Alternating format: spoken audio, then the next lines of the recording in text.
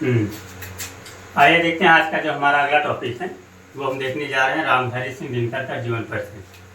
तो जैसा कि हम पिछली कक्षाओं में पढ़ चुके हैं कि रामधारी सिंह दिनकर का जो जन्म है वो 30 सितंबर 1908 ईस्वी को मुंगेर जिले के सिमरिया नामक ग्राम में हुआ। यानी कि यदि हम देखें तो जानते हैं कि इनका जो जन्म था, इनका जन्म 30 सितंबर 1908 ईस्वी को मुंगेर जिले के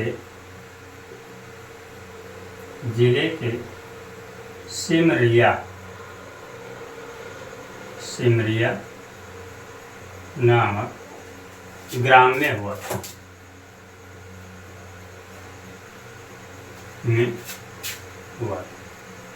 ठीक है। आगे देखा जाए तो ऐसा माना जाता है कि इनकी जो प्रारंभिक शिक्षा थी इनके गांव के ही स्कूल से हुई, लेकिन इन्होंने जब बीए की शिक्षा प्राप्त की तो बीए की शिक्षा प्राप्त करने के बाद ये उच्च माध्यमिक विद्यालय में प्रधानाध्यापक के पद पर नियुक्त हुए और वहां पर कार्य करते हुए इन्होंने अपना समय व्यतीत किया। उसके बाद में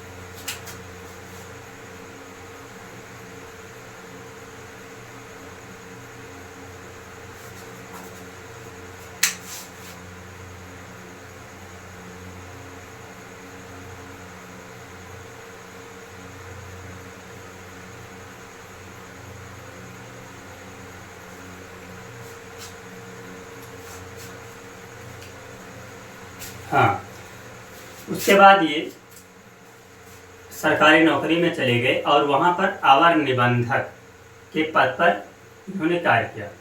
वहाँ पर कार्य करते समय कुछ समय के बाद ये मुजफ्फरनगर के लंगर सिंह कॉलेज, जो कि मुजफ्फरनगर में एक कॉलेज था जिसका नाम था लंगर सिंह कॉलेज, उसमें हिंदी के अध्यक्ष के पद पर ये नियुक्त हुए। ठीक है। और वहाँ पर कार्य करते हुए सन 1952 ईस्वी में प्रथम बार भारतीय संसद में ये सदस्य मनोनीत हुए। ठीक है।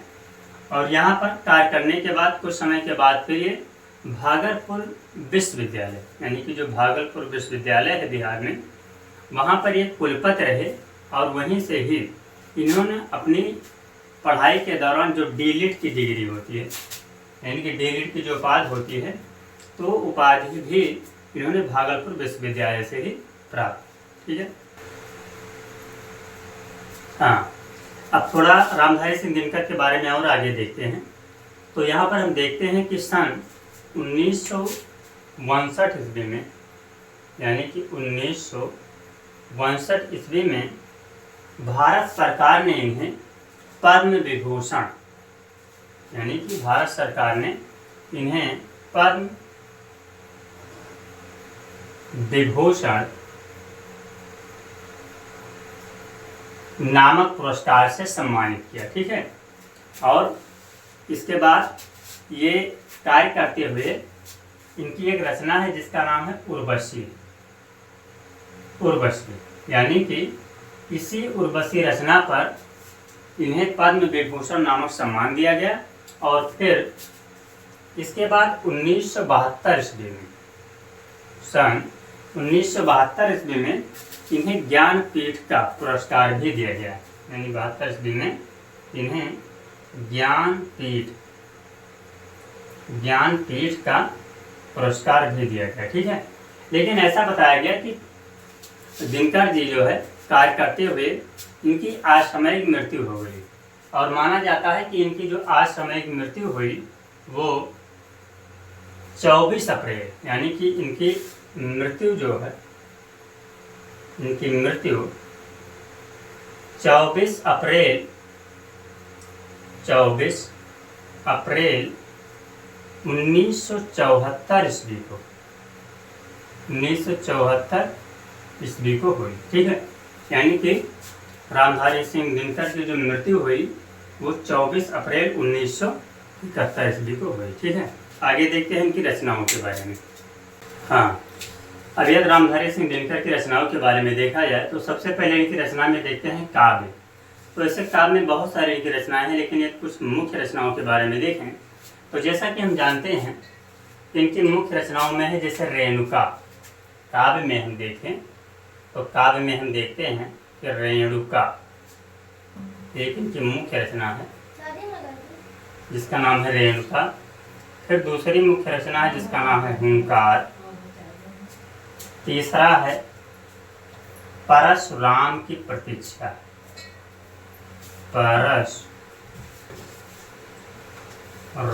की प्रतीक्षा। अगला इसमें है कुरुक्षेत्र।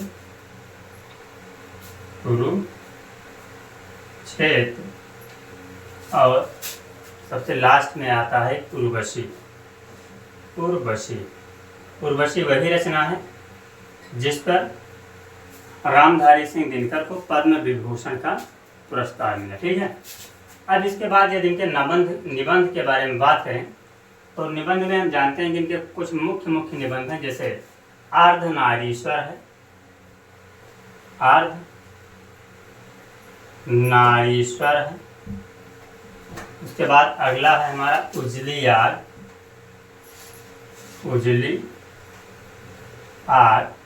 और नेक्स्ट इसमें है विवाह की मुसीबतें।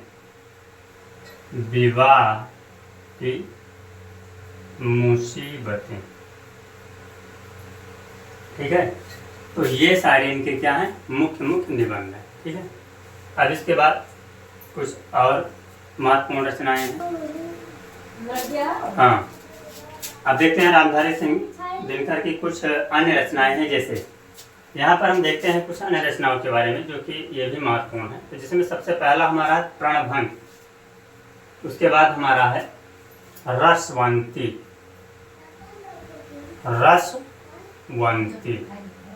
इसके बाद अगला हमारा है धूप छां। इसके बाद अगला हमारा है नेक्स्ट है इतिहास के आंसू। ठीक है, उसके बाद हमारा है रश्मि रथी। इसके बाद अगला हमारा है नील कमल। ठीक है, और इसके बाद अगला देखते हैं यहाँ पर सीपी और शंख, ये भी इन्हीं की रचना है। फिर रेती के फूल। इसके बाद अगला हमारा है बट पीपल। फिर देश विदेश और लास्ट में हम देखते हैं मेरी यात्राएं। तो ये सारी रचनाएं किनकी हैं, रामधारी सिंह दिनकर की।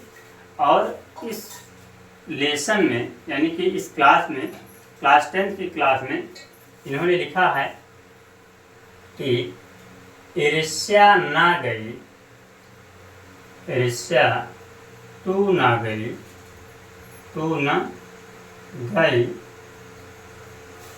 ईर्ष्या तू न गई।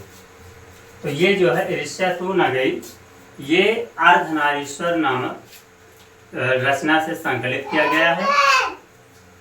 और इसमें यही बताया गया है कि ईर्ष्या जो होती है करने से हमेशा इंसान का लॉस से होता है, नुकसान होता है। ठीक है, तो यहाँ पर हम रामधारी सिंह दिनकर की जीवन परिचय देख रहे हैं, यानी कि हो गया।